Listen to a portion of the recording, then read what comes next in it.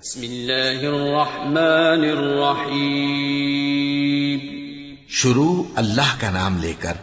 جو بڑا مہربان نہایت رحم والا ہے۔ سب تعریف اللہ ہی کو ہے جس نے اپنے محبوب بندے محمد صلی اللہ علیہ وآلہ وسلم پر یہ کتاب نازل کی اور اس میں کسی طرح کی کجی اور پیچیدگی نہ رکھی، بلکہ سیدھی اور سلیس اتاری تاکہ لوگوں کو عذاب سخت سے جو اس کی طرف سے آنے والا ہے ڈرائے، اور مومنوں کو جو نیک عمل کرتے ہیں خوشخبری سنائے کہ ان کے لیے ان کے کاموں کا نیک بدلہ یعنی بہشت ہے جس میں وہ ہمیشہ رہیں گے، اور ان لوگوں کو بھی ڈرائے جو کہتے ہیں کہ اللہ نے کسی کو بیٹا بنا لیا ہے۔ ان کو اس بات کا کچھ بھی علم نہیں اور نہ ان کے باپ دادا ہی کو تھا۔ یہ بڑی سخت بات ہے جو ان کے منہ سے نکلتی ہے، اور کچھ شک نہیں کہ یہ جو کچھ کہتے ہیں محض جھوٹ ہے۔ اے پیغمبر، اگر یہ اس کلام پر ایمان نہ لائیں تو شاید تم ان کے پیچھے رنج کر کر کے اپنے تئیں ہلاک کر دو گے۔ جو چیز زمین پر ہے ہم نے اس کو زمین کے لیے زینت بنایا ہے تاکہ لوگوں کی آزمائش کریں کہ ان میں کون اچھے عمل کرنے والا ہے، اور جو چیز زمین پر ہے ہم اس کو نابود کر کے بنجر میدان کر دیں گے۔ کیا تم خیال کرتے ہو کہ غار اور لوح والے ہماری نشانیوں میں سے عجیب تھے؟ جب وہ نوجوان غار میں جا رہے تو کہنے لگے کہ اے ہمارے پروردگار، ہم پر اپنے ہاں سے رحمت نازل فرما اور ہمارے کام میں درستی کے سامان مہیا کر۔ تو ہم نے غار میں کئی سال تک ان کے کانوں پر نیند کا پردہ ڈالے رکھا، یعنی ان کو سلائے رکھا، پھر ان کو جگا اٹھایا تاکہ معلوم کریں کہ جتنی مدت وہ غار میں رہے دونوں جماعتوں میں سے اس کی مقدار کس کو خوب یاد ہے۔ ہم ان کے حالات تم سے صحیح صحیح بیان کرتے ہیں۔ وہ کئی نوجوان تھے جو اپنے پروردگار پر ایمان لائے تھے، اور ہم نے ان کو اور زیادہ ہدایت دی تھی، اور ان کے دلوں کو مربوط یعنی مضبوط کر دیا۔ جب وہ اٹھ کھڑے ہوئے تو کہنے لگے کہ ہمارا پروردگار آسمانوں اور زمین کا مالک ہے، ہم اس کے سوا کسی کو معبود سمجھ کر نہ پکاریں گے۔ اگر ایسا کیا تو اس وقت ہم نے بے عقلی کی بات کی۔ ان ہماری قوم کے لوگوں نے اس کے سوا اور معبود بنا رکھے ہیں، بھلا یہ ان کے معبود ہونے پر کوئی کھلی دلیل کیوں نہیں لاتے؟ تو اس سے زیادہ کون ظالم ہے جو اللہ پر جھوٹ باندھے؟ اور جب تم نے ان مشرکوں سے اور جن کی یہ اللہ کے سوا عبادت کرتے ہیں ان سے کنارہ کر لیا ہے تو غار میں چل رہو، تمہارا پروردگار تمہارے لیے اپنی رحمت وسیع کر دے گا اور تمہارے کاموں میں آسانی کے سامان مہیا کرے گا۔ اور جب سورج نکلے تو تم دیکھو کہ دھوپ ان کے غار سے داہنی طرف سمٹ جائے،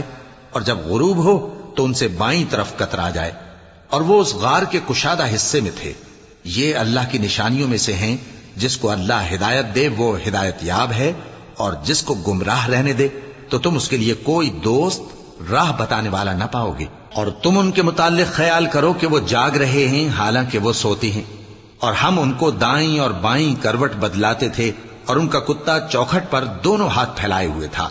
اگر تم ان کو جھانک کر دیکھتے تو پیٹ پھیر کر بھاگ جاتے اور ان سے دہشت میں آ جاتے۔ اور اسی طرح ہم نے ان کو اٹھایا تاکہ آپس میں ایک دوسرے سے دریافت کریں۔ ایک کہنے والے نے کہا کہ تم یہاں کتنی مدت رہے؟ انہوں نے کہا کہ 1 دن یا اس سے بھی کم۔ انہوں نے کہا کہ جتنی مدت تم رہے ہو تمہارا پروردگار ہی اس کو خوب جانتا ہے، تو اپنے میں سے کسی کو یہ روپیہ دے کر شہر بھیجو، وہ دیکھے کہ نفیس کھانا کون سا ہے تو اس میں سے کھانا لے آئے، اور احتیاط سے آئے جائے اور تمہارا حال کسی کو نہ بتائے۔ اگر وہ تم پر دسترس پا لیں گے تو تمہیں سنسار کر دیں گے یا پھر اپنے مذہب میں داخل کر لیں گے، اور اس وقت تم کبھی فلاح نہیں پاؤ گے۔ اور اسی طرح ہم نے لوگوں کو ان کے حال سے خبردار کر دیا تاکہ وہ جانیں کہ اللہ کا وعدہ سچا ہے، اور یہ کہ قیامت جس کا وعدہ کیا جاتا ہے اس میں کچھ شک نہیں۔ اس وقت لوگ ان کے بارے میں باہم جھگڑنے لگے اور کہنے لگے کہ ان کے غار پر عمارت بنا دو۔ ان کا پروردگار ان کے حال سے خوب واقف ہے۔ جو لوگ ان کے معاملے میں غلبہ رکھتے تھے وہ کہنے لگے کہ ہم ان کے غار پر مسجد بنائیں گے۔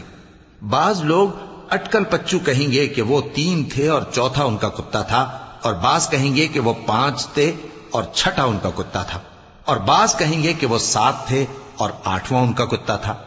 کہہ دو کہ میرا پروردگار ہی ان کے شمار سے خوب واقف ہے،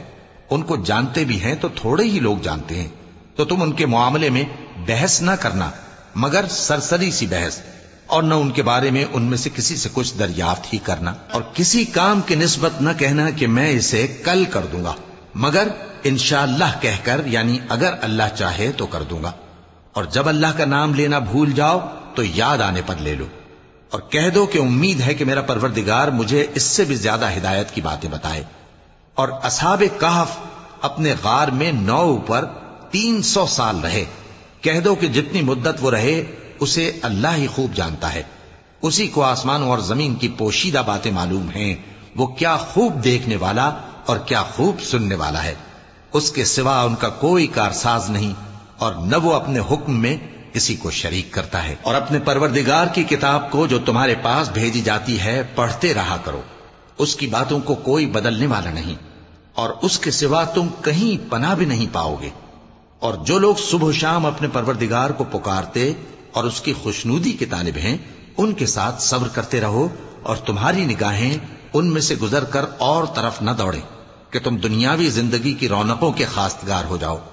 اور جس شخص کے دل کو ہم نے اپنی یاد سے غافل کر دیا ہے اور وہ اپنی خواہش کی پیروی کرتا ہے اور اس کا کام حد سے بڑھ گیا ہے، اس کا کہا نہ ماننا۔ اور کہہ دو کہ لوگوں، یہ قرآن تمہارے پروردگار کی طرف سے برحق ہے، تو جو چاہے ایمان لائے اور جو چاہے کافر رہے۔ ہم نے ظالموں کے لیے دوزخ کی آگ تیار کر رکھی ہے جس کی قناتیں ان کو گھیر رہی ہوں گی، اور اگر فریاد کریں گے تو ایسے کھولتے ہوئے پانی سے ان کی داد رسی کی جائے گی جو پگھلے ہوئے تانبے کی طرح گرم ہوگا، اور جو ان کے چہروں کو بھون ڈالے گا۔ ان کے پینے کا پانی بھی برا اور آرام گاہ بھی بری۔ اور جو ایمان لائے اور کام بھی نیک کرتے رہے تو ہم نیک کام کرنے والوں کا اجر ضائع نہیں کرتے۔ ایسے لوگوں کے لیے ہمیشہ رہنے کے باغ ہیں جن میں ان کے محلوں کے نیچے نہریں بہ رہی ہیں، ان کو وہاں سونے کے کنگن پہنائے جائیں گے، اور وہ باریک دیبا اور اطلس کے سبز کپڑے پہنا کریں گے، اور تختوں پر تکیے لگا کر بیٹھا کریں گے۔ کیا خوب بدلہ اور کیا خوب آرام گاہ ہے۔ اور ان سے 2 شخصوں کا حال بیان کرو جن میں سے ایک کو ہم نے انگور کے 2 باغ عنایت کیے تھے اور ان کے گردا گرد کھجوروں کے درخت لگا دیے تھے، اور ان کے درمیان کھیتی پیدا کر دی تھی۔ دونوں باغ کثرت سے پھل لاتے اور اس کی پیداوار میں کسی طرح کی کمی نہ ہوتی، اور دونوں میں ہم نے ایک نہر بھی جاری کر رکھی تھی،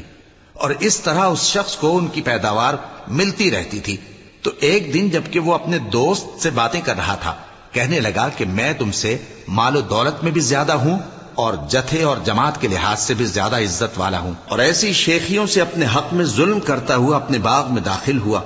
کہنے لگا کہ میں نہیں خیال کرتا کہ یہ باغ کبھی تباہ ہو،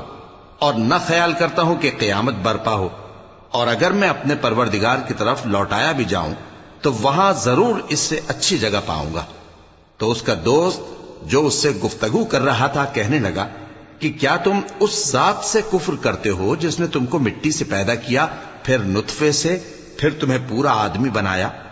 مگر میں تو یہ کہتا ہوں کہ اللہ ہی میرا پروردگار ہے، اور میں اپنے پروردگار کے ساتھ کسی کو شریک نہیں کرتا۔ اور جب تم اپنے باغ میں داخل ہوئے تو تم نے ما شاء اللہ لا قوت الا باللہ کیوں نہ کہا؟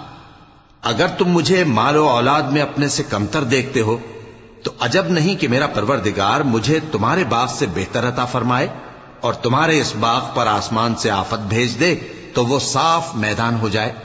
یا اس باغ کی نہر کا پانی گہرائی میں اتر جائے تو پھر تم اسے تلاش نہ کر سکو،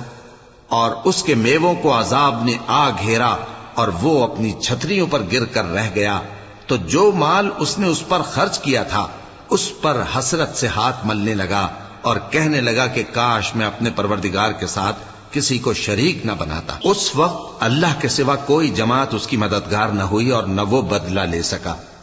یہاں سے ثابت ہوا کہ حکومت سب اللہ کی ہے، جو معبود برحق ہے وہی بہترین ثواب عطا کرنے والا اور بہترین انجام لانے والا ہے۔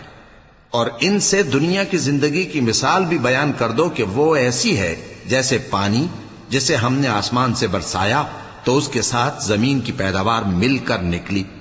پھر وہ چورا چورا ہو گئی کہ ہوائیں اسے اڑاتی پھرتی ہیں،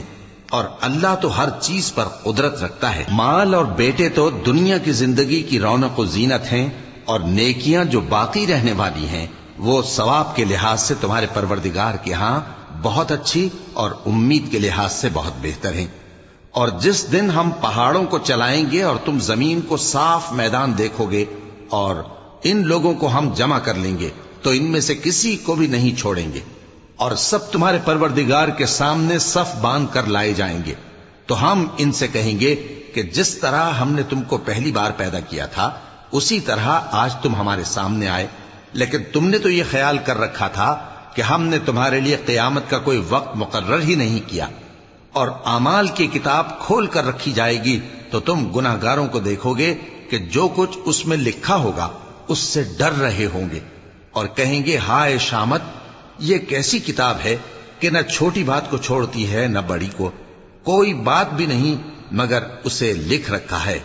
اور جو جو عمل کیے ہوں گے سب کو حاضر پائیں گے، اور تمہارا پروردگار کسی پر ظلم نہیں کرے گا۔ اور جب ہم نے فرشتوں کو حکم دیا کہ آدم کو سجدہ کرو تو سب نے سجدہ کیا مگر ابلیس نے نہ کیا، وہ جنات میں سے تھا تو اپنے پروردگار کے حکم سے باہر ہو گیا۔ کیا تم اس کو اور اس کی اولاد کو میرے سوا دوست بناتے ہو، حالانکہ وہ تمہارے دشمن ہیں، اور شیطان کی دوستی ظالموں کے لیے اللہ کی دوستی کا برا بدل ہے۔ میں نے ان کو نہ تو آسمانوں اور زمین کی پیدا کرنے کے وقت بلایا تھا اور نہ خود ان کے پیدا کرنے کے وقت، اور میں ایسا نہ تھا کہ گمراہ کرنے والوں کو مددگار بناتا۔ اور جس دن اللہ فرمائے گا کہ اب میرے شریکوں کو جن کی نسبت تم معبود ہونے کا گمان رکھتے تھے بلاؤ،